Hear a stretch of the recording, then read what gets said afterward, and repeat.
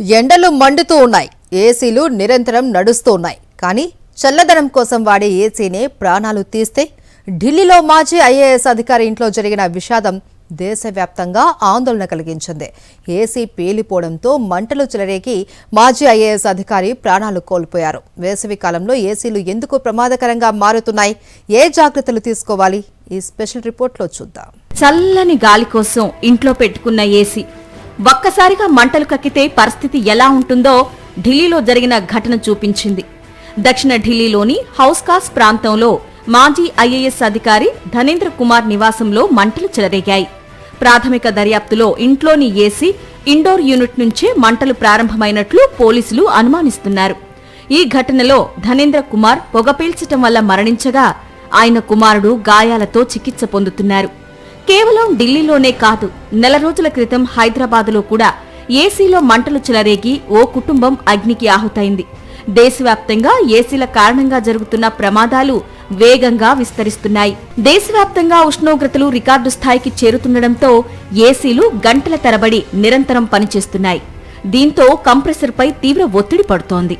ఎక్కువసేపు విశ్రాంతి లేకుండా పనిచేయటం వల్ల ఏసీ లోపలి ఉష్ణోగ్రతలు ప్రమాదకర స్థాయికి చేరి షార్ట్ సర్క్యూట్ లేదా మంటలకు దారితీసే అవకాశం ఉందని నిపుణులు హెచ్చరిస్తున్నారు.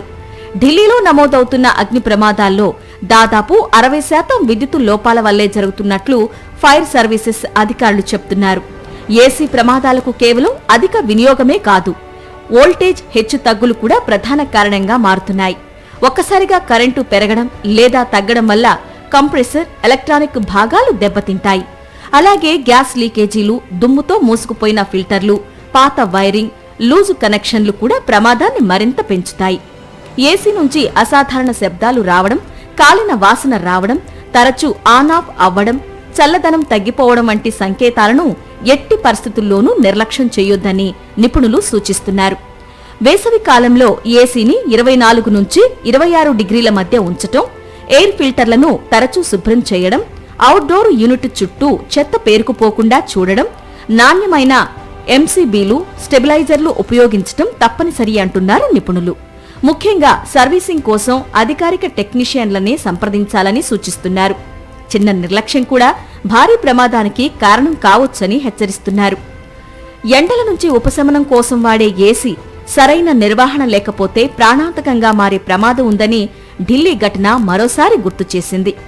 చల్లదనం కోసం వాడే ఏసీలు జాగ్రత్తలు పాటించకపోతే అగ్ని ప్రమాదాలకు కారణం కావచ్చని రుజువైంది. అందుకే ఎలక్ట్రానిక్ వస్తువుల విషయాల్లో మెయింటెనెన్స్ అనేది చాలా ముఖ్యమని చెబుతున్నారు.